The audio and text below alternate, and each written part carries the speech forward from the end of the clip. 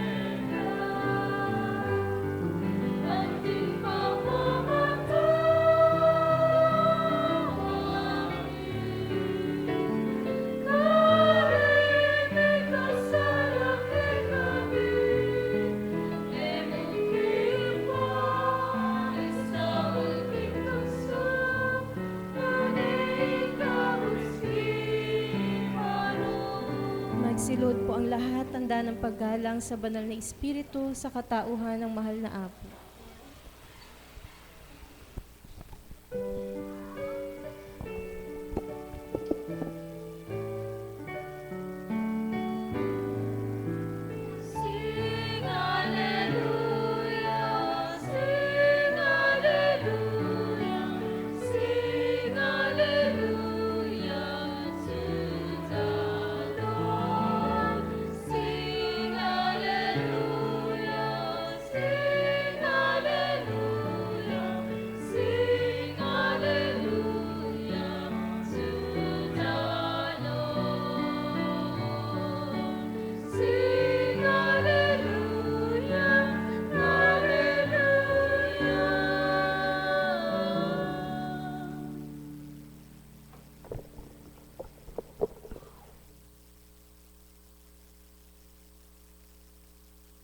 Ang kapayapaan kay buti ng Ama, sadyang kay dakila niya. Ang wagas ng pag-ibig ang siyang nagpapalakas at nagpapatatag.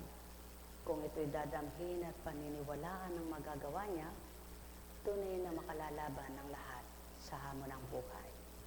Sapagkat sa paniniwalang may magagawa siya, lalakas ang loob ng bawat isa.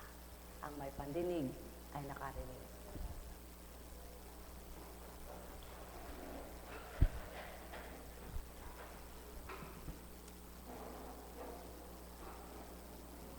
Paano nga ba napapatotohanan ng buhay ang Diyos? Napapakilalang buhay na buhay siya? Na nagbibigay ng lakas at sigla sa iyong pagkatao bilang anak niya, na kung susuriin at masusuri, bakit nga ba mayroong pagdakakaraka-raka, binibigyan niya ng hiwaga at himala, pinakikita niya ang himala at hiwaga niya, mayroon namang para bagang kahirap kamti nila yung inihiling. Kaya ikaw mismo bilang ginagamit, magtataka ka, nakapagtataka sadya ang gawa niya. Ngunit bilang mahiwaga ngang tinanggap mo at pinakikilala niya ang kahiwagaan, tunay na mamamangha ka sa kanyang gawa. Isang maliwanag na patutuon niya kanina, kala ko nagbibiro lang siya bilang tao. Dahil yung pala'y mahihibatay na manginginig na At yun po ang kahiwa-hiwagang binago ng Diyos sa akin. Sa dating buhay ko, pag nakakita ako ng gano'n, tatakbuhan ko na siya. Hindi ko siya lalapitan dahil hindi ko alam kung paano, mamamatay ba siya o paano. Totoo po yan. Kaya, totoong-totoo, pag pinagtibay ka ng Ama, sa nakikita mong ginagawa niya, doon mong pagninilayan, Diyos na buhay nga pala siya. Bigla na lang, kaayos-ayos, tumititig lang siya. Opo, bilang tao, kung hindi siya nakadaloy, tatakbuhan ko siya. Sabi, paano na ito? Kung mamasdan mo't bigla ka mag-iisip, ano ba yun? Anong nangyari sa'yo? Di ba? Magtataka ka. Ngunit, bakit po may pinangyayaring gayon? Upang may pakita siyang hiwaga, doon niya mapakita ang kanyang himala, na sa wala mang ginawa, kundi hinaplos mo siya, tsaka mo pinainom ng tubig, samantalang kung sa ano nang gagawin? Ano na ang gagawin? Palagay nyo, oxygen. Di po ba? May binalik lang po isang gudita sa akin. Kung ba't po ako nagtibay at totoong naniwala may Diyos at ang Diyos ang pinaglilingkuran. Na nung una pong paglilingkod ko, parang nangangapa-ngapa ka lang ba? At parang iniisip mo pa kung talaga bang ang Diyos ang pinaglilingkuran mo. Lalo na pinaparatangan kang demonyo, lukarit, berat, sirabuntok, naku, Diyos ko, sabi nga ng Kapampangan. Sa madaling salita po, habang nakaupo ako, nagbabahagi si Mother, pasayahin mo nga sila, sabi ng Espiritu. Totoong-totoo po. Yung anak po ni Opel na yan, ni kapatid na Opel, nung bago po ako, kasalukuyang nananalangin hanggang sa wala po, maayos. Bigla na lang may tumatakbo at umiiyak. Karga po yung anak niya. Hindi po ako nagkakamali. Ilang taon na ba si Mosa? Kaya po tinawag na Mosa yun Talagang maitim na po. Maitim ang ganito. Alam niyo po kung ano sinisigaw ko? Oxygen ka ako. Oxygen. Yun naman po, kabiyak ng puso, labas-masok sa, saan ba ako kukuha ng oxygen? Sa isip-sip daw niya sa sarili, lalabas, punta ng garahe, sasakay sa kotse. Saan kaya ako kukuha ng oxygen? Hanggang sa, sabi ko, Panginoon, saklulaan mo ako. Ano po ba gagawin dito? Pasubali ko sa'yo. Ganito. Kasi padadala ko na po sa Huwag, sabi niya, mamamatay siya. Doon ko po napatutuhanan yung salita niya. Paano mo siyang nakakausap? Sabi ng iba, nakakausap eka siya. Paano eka siyang nakakausap? Luka-luka eka yan. Paano makakausap ang Diyos? Di po ba? Hanggang sa ganun po ang pinagawa. Pinakagat yung daliri doon sa pinakahinlalaki. Hindi naman kagat na masusugatan, Ituturo rin ng Diyos kung papaano. At hinipan ng ilong. Pagdakay, huminga. Ay, buhay, eka. Alam niyo po, yung mga nakaluhod, nag-iiyakan na, nagdadasal. Sabi ko po kasi, magdasal kayo. Ganon po kahina. Kaya alam niyo po, pag mayroong mga lagad na ganon, parang binabalik lang po sa akin, diwa yung nung una na ganon din po ako. Parang taranta, parang wala talaga. Parang gusto mo nang bumigay na ayaw mo na. Talagang gusto mo sabihin, at saka nung dati po, pag may dumarating na pasyente, halimbawa po sa gabi, sumisigaw. Sabi niya, ayoko dyan, nasusunog ako dyan, nasusunog. Nasusunog po daw siya. Sabi ko, Panginoon, ba't nasusunog siya? Bakit? Impyerno po ba ako? Sabi ko po noon.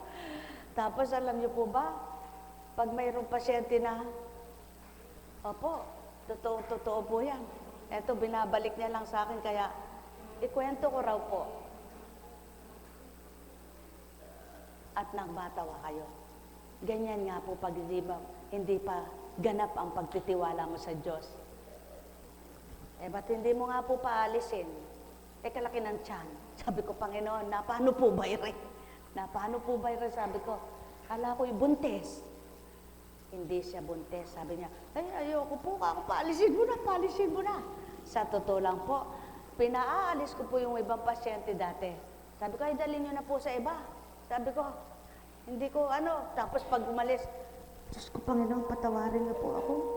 Kung pinaalis ko, Constancia, paano kang tatapang? Paano mo makikita ang kahiwagaan ko? Kung hindi mo haharapin, kung hindi mo patatapangin ang loob mo, asipin mo kang ako'y ako. Lagi mong tatandaan. Nung pinakita naman po niya yung hiwaga, sumobra naman yata ng tapang. Sabi ko, ay Panginoon, ano naman po ang gagawin dito? Talagang talaga? Eto po binabalik sa akin. Sabi po ni Cecil, ay, sabi niya, para pong Dracula. Sabi niya, bakit? Ba't di sinabi niya po yun? Totoong-totoo, nakakita na kayo sa TV yung biglang namula ang mata at pagkatapos umiikot ang mata. Kala ko po sa TV lang yun. Kala ko po sa pelikula lang yun. Doon ko po nakita ang napakahiwagang gawa ng Diyos. Kaya mga minamahal na kapatid, simple lang po. Simple lamang. Ang tanong ay eto. Alam niyo po ba, yung mga naganap na ganon sa buhay nila, yung mga ginawaran ng ganon, wala na rin po dito sila. Sa awa ng Ama, wala na rin sila rito. Eto pa po binabalik. Eto po'y garahe. Ano po, yung papasok sa amin. May dinating. Hanggang din Hanggang din yung yung sadsaran. Hanggang din Pader po ito Nakaupo doon. Nakadextrose po. Sabi ko, ba't naman po niyo ako pinadala ng ganitong pasyente? Binabalik lang po kaya ako po'y wala nang alam kundi babalik sa akin. Pasubali ko sa'yo, sabi niya, papasukin mo nga Kasa. Papasukin ko daw po sa sala namin. Alam niyo po ba nung ipapasok biglang nakapagsalita. Samantalang nung idinating nakaganyan na bibig. At hindi siya, stroke nga po mild stroke po. At hindi nakakalakad. Nang papasok sa sala namin at sabi ko, sige pasok mo nga daw dahil pinapapasok po sa akin. Para po malaman nyo, bakit sasabihin demonyo ang mga rebulto na yan? Eto po, pasubali ko ipasok mo anak.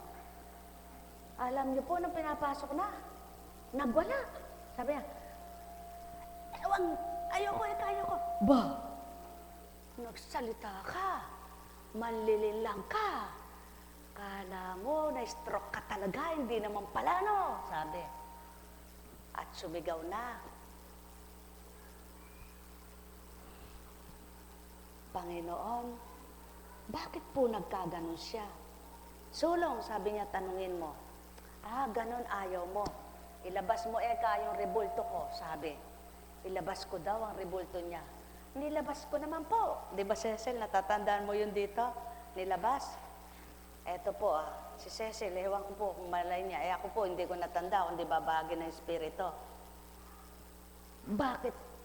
Bakit ka ganyan? Ba't ka nagkaganyan? Ba't po ginaganyan yan?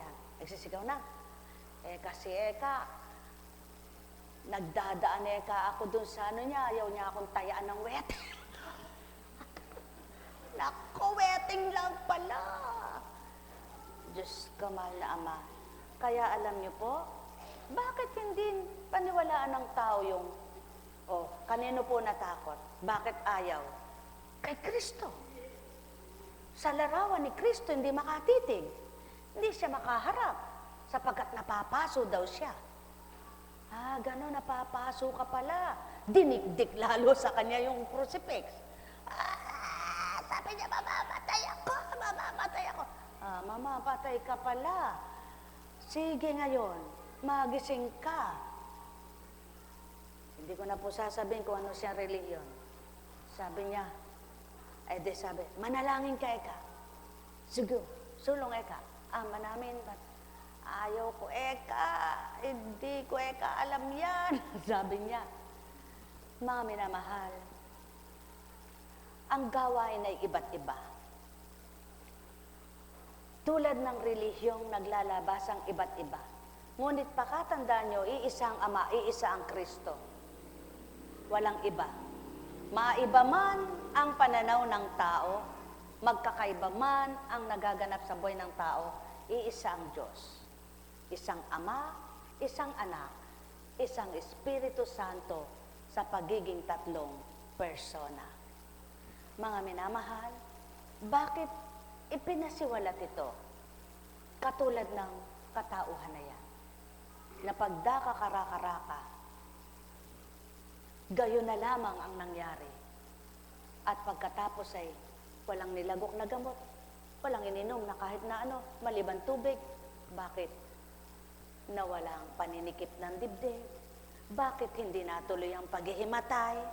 Na tumitigas na yung paa at ibig ng iyon at ang mga kamay sa makatwid. Ang Diyos na mahiwaga, ang Diyos na mapagpala, ang Diyos na mahimala, kaya niyang gawin ang lahat dito sa lupa. Buhay ba ang Ama? Yan ang simula ng gawain ito.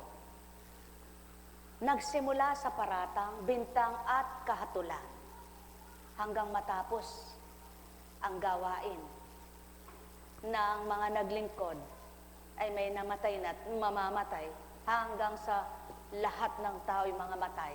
Ang totoong gawain, hindi pa rin totoo sa iba. Mayroong paratang, may bintang. Ngunit anuman ang ibintang iparatang ng sinuman, ang Amang nakatindig at ang Amang makapangyarihan sa langit at lupa ay nakatunghay. Nagmamasid kanino man, batit at talos kung sino ang mga anak niyang totoo sa Kanya. Buhay ba ang Ama? Kaya sa lahat ng dako, sa lahat ng sandali, dapat pagtiwalaan, paniwalaan, may Diyos kayong kapiling. May Diyos kayong kasama, may Diyos kayong sandigan.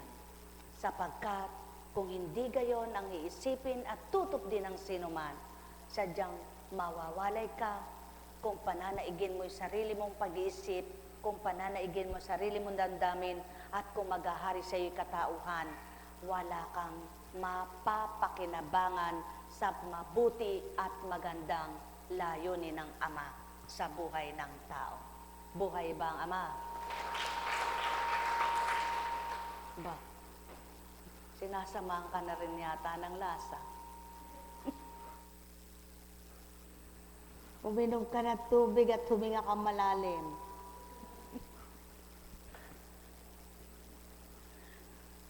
Kaya nga, ilan kayo? Iisa lang ang Diyos, kaya niya kayong harapin lahat. Kaya niya kayong pakitunguhan lahat. Kaya niya kayong buhayin lahat. Sapagkat siya ang pinagmula ng buhay niyo. Kaya sa iisang Diyos, magtiwala kang tapat, laging handa siyang sa iyo'y lumingap. Buhay ba ang Ama? Tapat ba ang Diyos? Alam nyo, kapag nararamdaman nyo yun ng hihina kayo, uminom kayo ng tubig, huminga kayo malalim, at huwag kayo mag-isip ng takot ninyong baka mamatay. Dahil pag inisip nyo baka mamatay kayo, lalo kayo manghihina at malalambo at mamamatay nga kayo sa takot. Buhay ba ang Ama?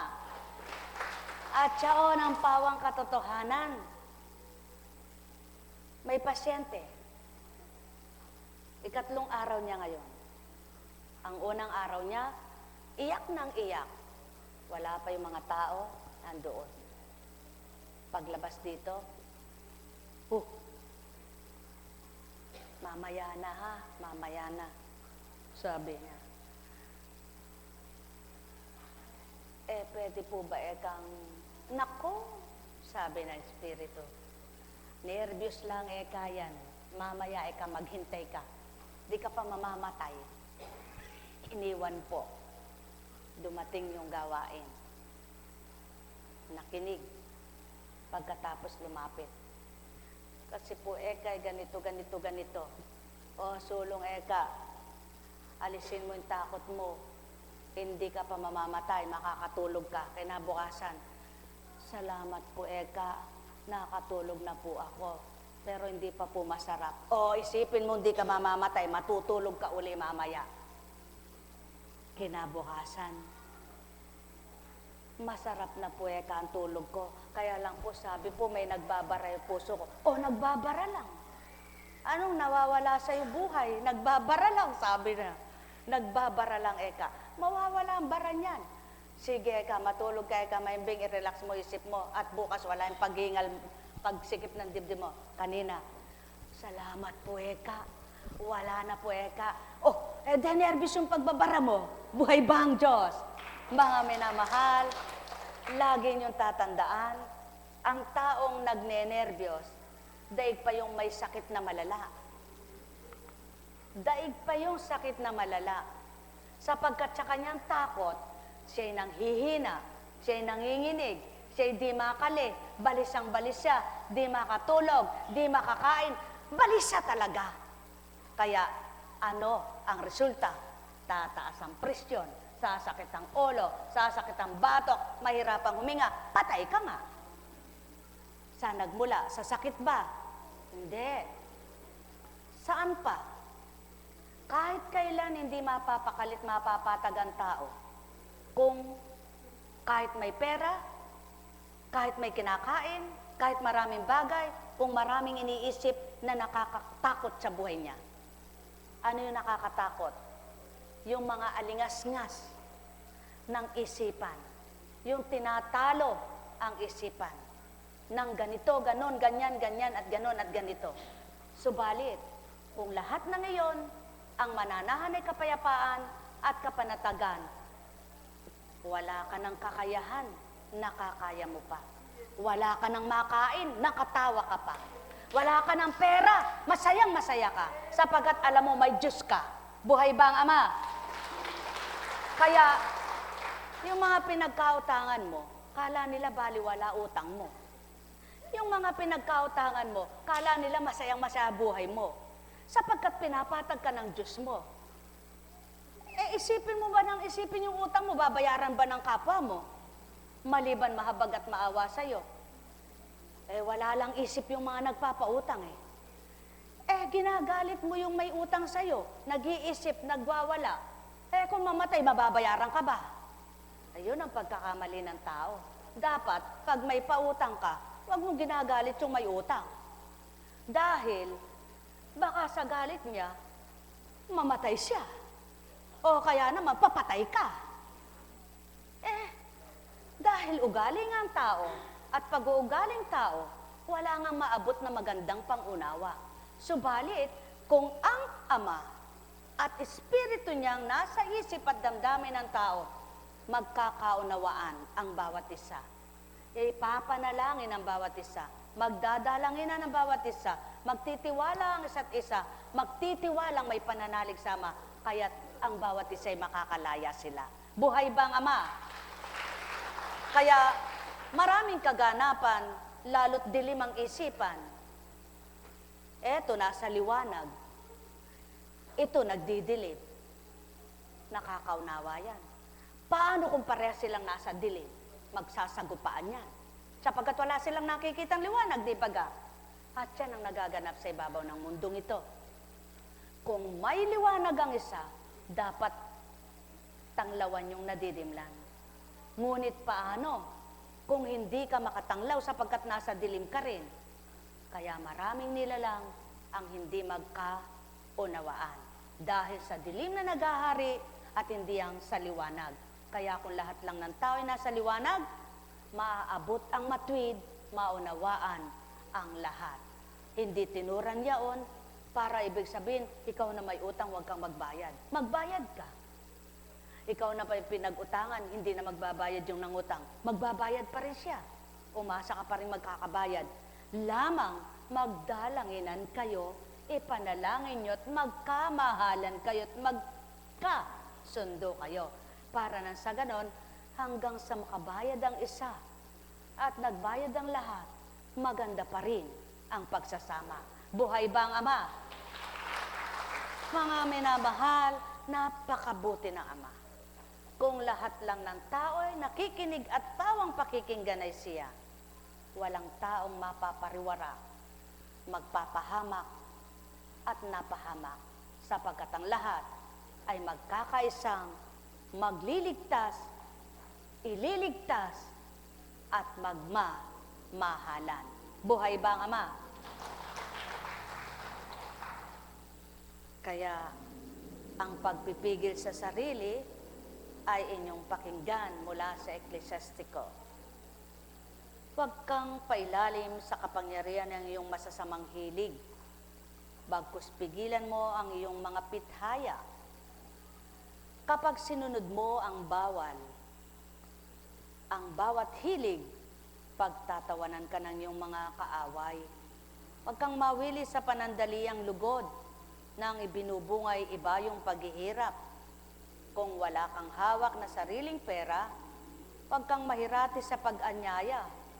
Kapag ang handa mo ay utangin pa, sa malaot madali manunumulubi ka. Pag ganyan ang ganyan, hindi ka yayaman. Ang nag-aaksaya ng mumunting bagay, hindi magluluwat at mauubusan. Ang alak at babae nakasisira ng isip ng matinong lalaki, at ang nagbababad sa mahahalay na babae ay nawawala ng kahihiyan. Hanggang sa siya'y mapahamak dahil sa kanyang kapusukan, at ang bangkay niya ay maging pagkain ng mga uod. Ang madaling magtiwala ay magpapakilalang mababaw ang isipan, at ang gumagawa ng masama ay nagpapahamak sa sarili. Ang nalulugod sa masama ay di malayong maparusahan. Marami ang aral at inaral ng Ama sa lupa, na kung matutuntun at susundin ng tao, may mapapariwara baga. Wala ni isa, sapagkat kung susundin ang lahat ng magandang aral ng Ama, mapapabuti ang diwa, mapapabuti ang kalooban, mapapabahaginan ang bawat isa ng liwanag niyang taglay. Buhay ba ang Ama? Kung galit ka, isipin mo lahat ang gagawin mo. Hindi yung galit mo lamang ang pakakaisipin mo. Kung nagdaramdam ka, bago mo gawin at maging masuhol, malalim na pagdaramdam ang sumibol sa iyo, isipin mo muna ang idudulot nito. Kaya lahat ng ginagawa ng tao, kung pagninilayan, pag-aaralan at pag-iisipang mabuti, walang taong gagawa ng ginawa niya, siya rin ang mahihirapan, siya rin ang masasaktan. Mga minamahal, ano nga ba ang kalooban ng Ama? Saan nga ba siya nalulugod? Ano ba ang kinalulugod niya? At paano makikita ang kadakilaan niya? Mula sa Eklesiastiko, ang Diyos na nabubuhay magpakailanman ang siyang lumikha ng sanlibutan. Ang Panginoon lamang ang makatarungan. Walang ibang Diyos liban sa Kanya. Ang Kanyang daliri ang umuugit sa daigdig. Ang Kanyang kalooban ang sinusunod ng lahat, sapagkat siyang hari ng sanlibutan. At ang kapangyarihan niya ang maghihiwalay sa banal at di banal. Walang taong makapaghahayag ng mga ginawa ng Panginoon, at wala ring makatatarok ng Kanyang mga panukala. Sinong nakasusukat ng Kanyang kapangyarihan? Sinong makapagsasalaysay ng Kanyang pagkahabag? Walang may dadagdag o mababawas sa mga ito ang tao. Talagang di kayang malirip ng isipan niya ang kahangahangang ginawa ng Panginoon. Pag nabaybay niya ang lahat, siya'y nagsisimula pa lamang. At pagtigil niya'y ito ang kanyang isip. Alalaong baga, walang taong makalilirip, makasusukat ng kalooban at kalaliman ng Ama. Subalit ikaw tao, batid niya kung anong laman ng puso't isipan mo. Talos at tarok niya, lirip na lirip niya kung sino ka bilang tao. Kaya't ang naghahayag ng kanyang kalooban sa kanya, naluluwagan ng damdamin niya'y nasisiyahan. sapagkat ang Ama ang tunay na bukal ng kalinisan, bukal ng habag at awa, bukal ng pagmamahal. Kaya't ang bawat araw na ilalagak mo sa kanyang buhay mo, magtututo ka ng marapat mong matutunan. Magagawa mo ang marapat mong gawin. Tupdin mo ang para sa kanya, tutuparin niya ang para sa iyo. Sumainyo ang kapayapaan, mga minamahal ko. Nek karameneyahanam, nek karameneyahanam, nek karameneyahanam. Alalaumbaga, binalik ang nakaraan upang ibaybay sa inyo. Sinong mahina ang di mapalalakas? Sinong walang karunungang di babahaginan? Sinong walang magawa na may magagawa dahil sa amang lumikha? Sino ang kinukutya at hinahamak ng tao sa lupa? Kung ang ginagawa ng kapwa ay mabuti pawa, ngunit wala nang ginawa kundi magparatang at magsalita ng di tama. Sino ang mapapahamak ang mabuti baga o masama? Sino ang lumikha ng buhay ng tao para sabihin niyang, Diyos ko, mas higit ako sa iyo? Sapagkat wala ngang hihigit sa Ama, kaya't marapat ang lahat, mga yupapa at sa Kanya'y magpakababa. Sumainyong kapayapaan, pagharian kayo, mga minamahal ko. Nek karameneyahanam, nek karameneyahanam, nek karameneyahanam. Buhay ba ang Ama? Buhay ba ang Diyos? Ang bata kapag nagsalita, dahil bata siya, alam mo nang mali kumisa, natatawa ka pa. Ngunit subukan mong matanda ang nagsalita ng hindi tama. Kung hindi ka manapak, kung mainit ang ulo mo. Ano po? Ganyan nga ang tao. Ngunit alam niyo po ba ang Ama? Naririnig niya lahat ng usapan ng tao, hindi pagdakay pinalo niya. Alam niyo po ba, kahit hindi mo nakikita ang Diyos mo, pwede kanyang paluin. Pwede kang, aray, sino ba pumalo sa akin? Sapagkat makapangyarihan siya, kaya kanyang batukan, kahit di mo siya nakikita. Kaya kanyang itulak, kahit hindi mo siya nakikita. Ngunit hindi niya yung ginagawa, sapagkat alam niya, ito ay masama. Bakit ang tao?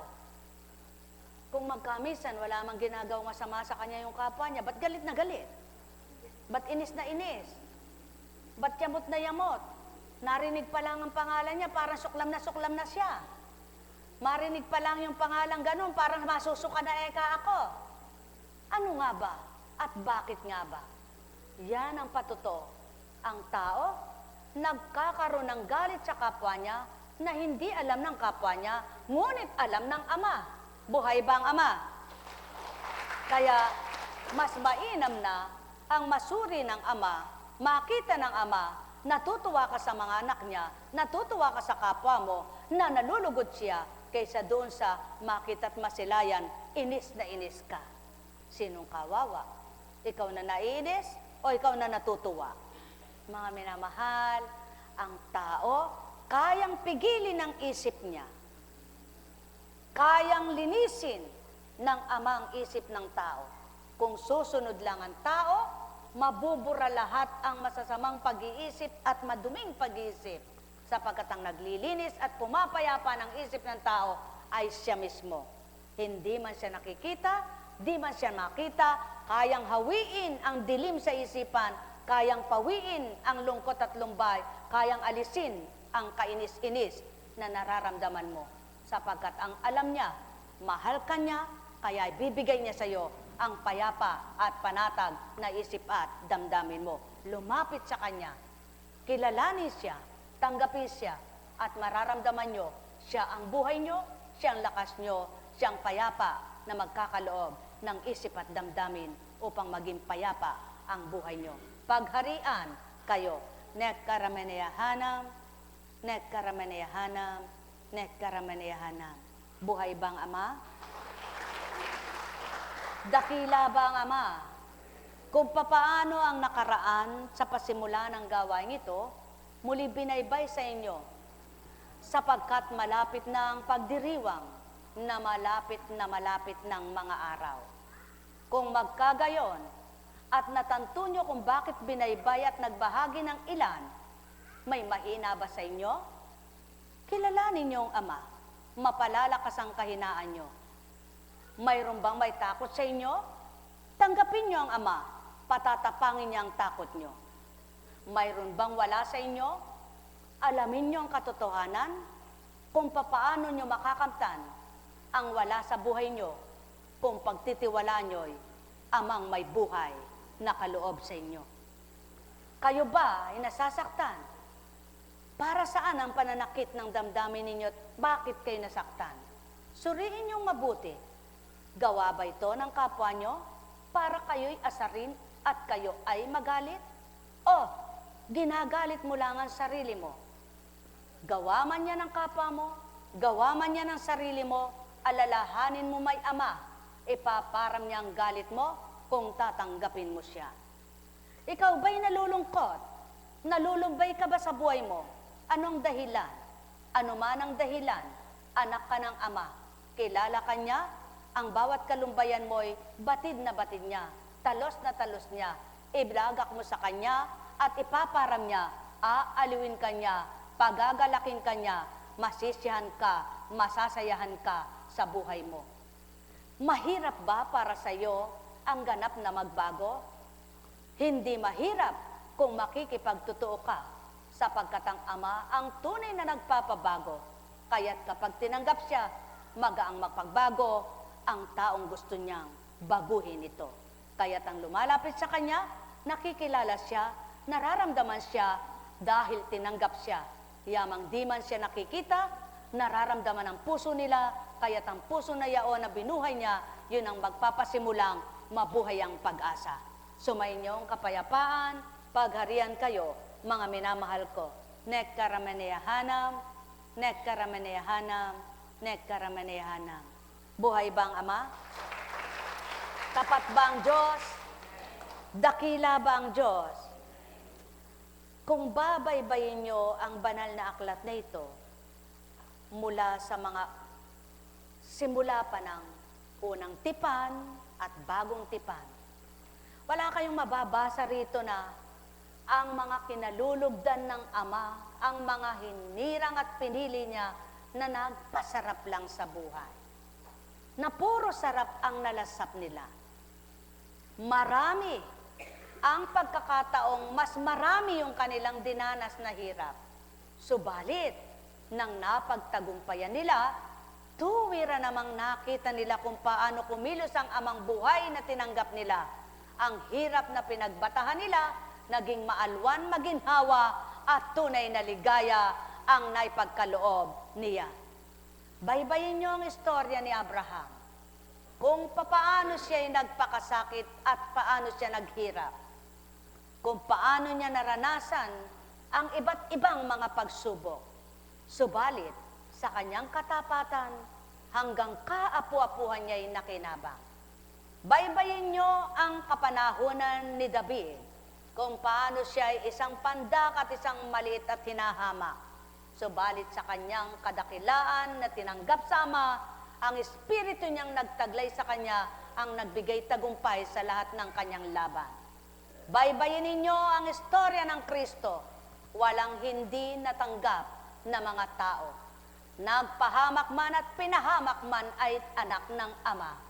Ngunit, ang Espiritu naman ay di nagpahamak. Kaya ang Espiritong taglay ng anak, siyang nagsadsyad, nagbigay tagumpay at luwalhating ganap. Sa makatwid, mga minamahal ko, ang Espiritong tataglayin ninyo, hindi kayo ipapahamak, kundi sasadyad kayo, itatawid kayo sa hilahil at dusa, sa hirap at ginhawa, kaakibat nyo tuwina. Kaya't ang lahat ng nakikisa sa di nakikitang Ama, Anak sa pamamagitan ng Espiritu Santo, malwalhating tatamuhin ang kanilang kahulagpusan. Sumainyong kapayapaan, pagharian kayo, mga minamahal ko. Nekkaramaneyahanam, nekkaramaneyahanam, nekkaramaneyahanam. Buhay ba ang Ama? Buhay ba ang Diyos? Tapat ba ang Diyos? Taas nga yung kamay ng nagbabasa ng Biblia. Nawa naman, mitiin yung magbasa ng Biblia.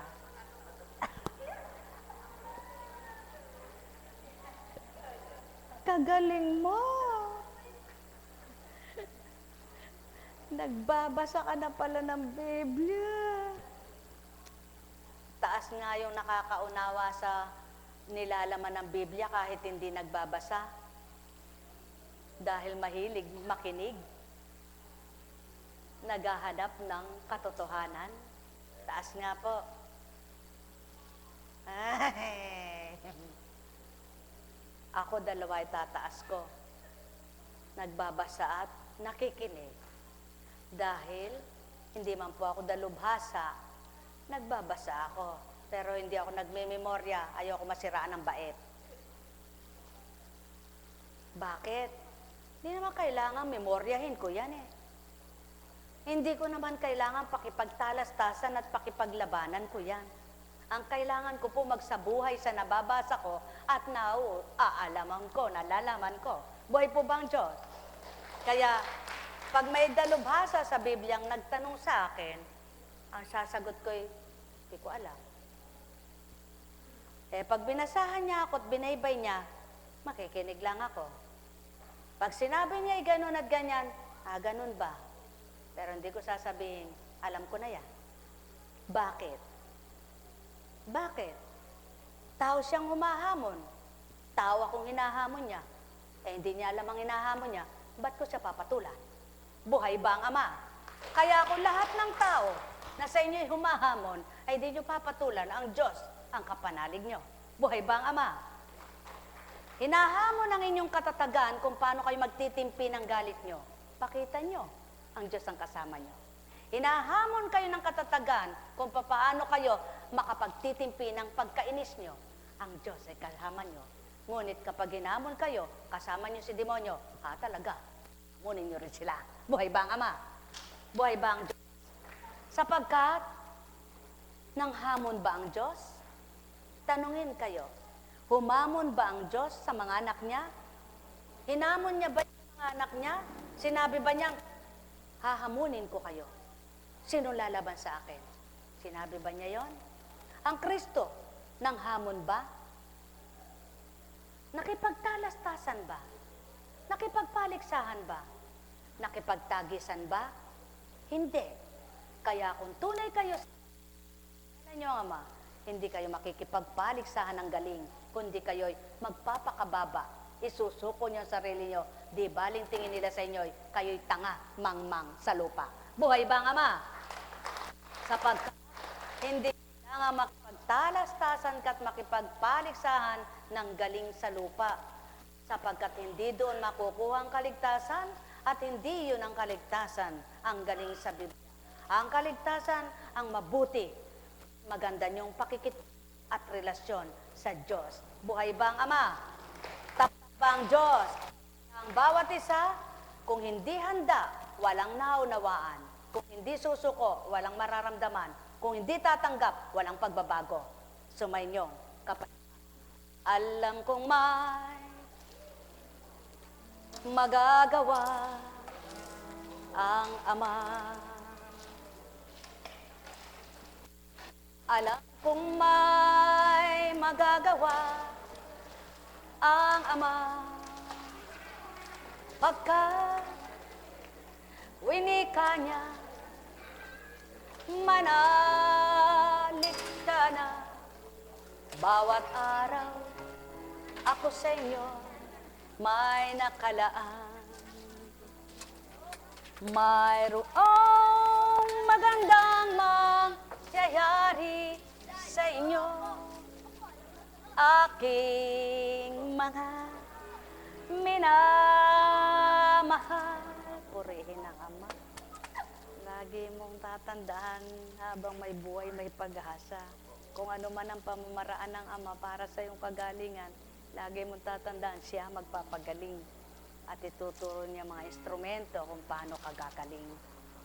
Mayroong magandang mangyayari sa inyo, aking mga minamahal. mayroong magandang mangyayari sa inyo. Manali, umangkin at tanggapin ang pagpasigla ng katawan. Ang pag-asa at gayang nadarama, hindi pera. Lagi niyong tatandaan, hindi pera.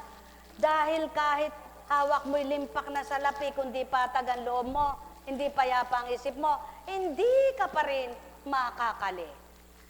Ngunit, kahit konti lang ang hawak mo, masaya ka, payapa isip mo, panatag ang loob mo, sigurado napakagalak ng puso mo. Alam kong may magagawa ang Ama.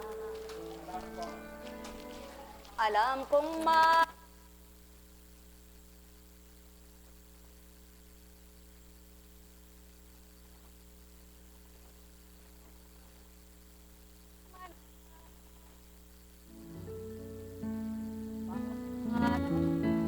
ako sa inyo may halaan.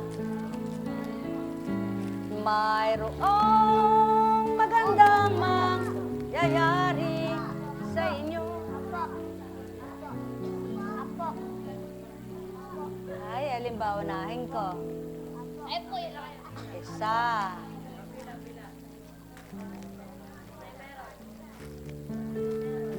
Ayun, kababait. Ay! O, yun, ang babait, o. Mayroong magandang mangyayari sa inyo. Ay, sus, kababait nga. Aking mga minamahal. Mayroong magandang mangyayari sa inyo.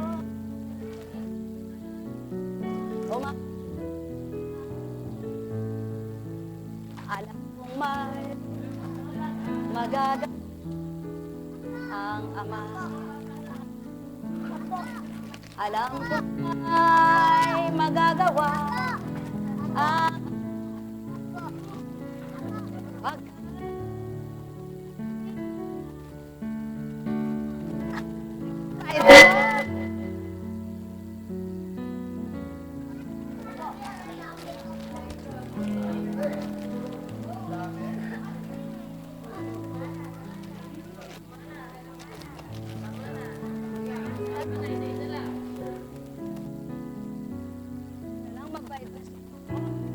kundi wala kayo lahat dyan.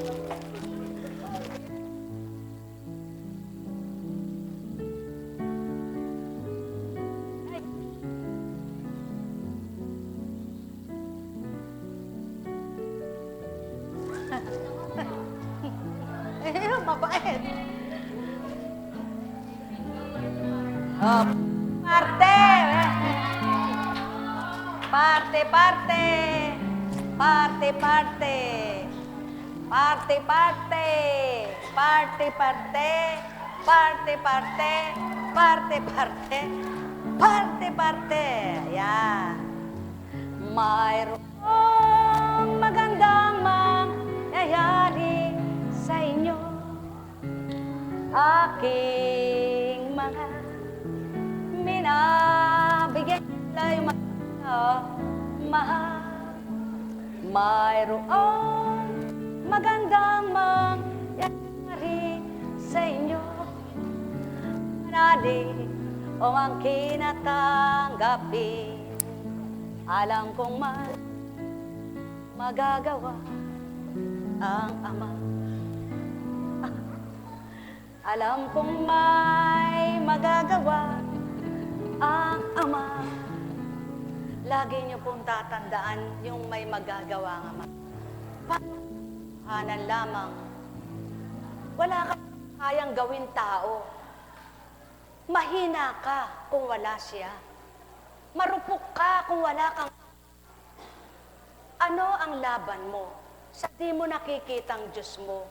Kaya't ang pinakamalaga, magpakababat magsumamo ka upang sa iyong paniniklihod ng tapat at totoo, maramdaman mo kung paano kupkupin at kalingain ka. kung paano subaybayan at patnubayan ka. Doon mabubuhay ang iyong pagtitiwala sa Kanya sapagkat naramdaman mo siya dahil dinama mo. Nasumpungan mo siya sapagkat hinanap mo. Tawag ka sa Kanya at dininig ka niya. Kaya't makikita mo kung gaano kakahalaga ang may pandinig ay nakarinig. Sa pangalan Diyos Ama, Diyos Anak, Diyos Espiritu Santo, humayo kayong taglayang galak sa puso nyo, matigib kayo ng ligaya at saya, sapagkat napakahalaga ng buhay. Ang bawat araw, oras, segundo at minuto sa buhay ng tao ay mahalaga. Pakanamnamin, maging masaya, ano man ang kalalagayan mo sa buhay, magpasalamat at magalak ka upang ang nasa sa iyong buhay na pahiram maging kapaki-pakinabang. Huwag mong gugulin ang isip mo sa maghapon na kung ano-ano. Huwag mong pahabayaan ang damdamin mo'y masaktan at mahirapan dahil lamang sa di marapat na iyong mga iniisip sa buhay. Isipin mo ang Ama, tanggapin mo siya, pagtiwalaan mo siya, at iaayos niya lahat ang bawat araw mo at magdamag. Pagpalain kayo. Tayo na po. Mabait po kayo, no?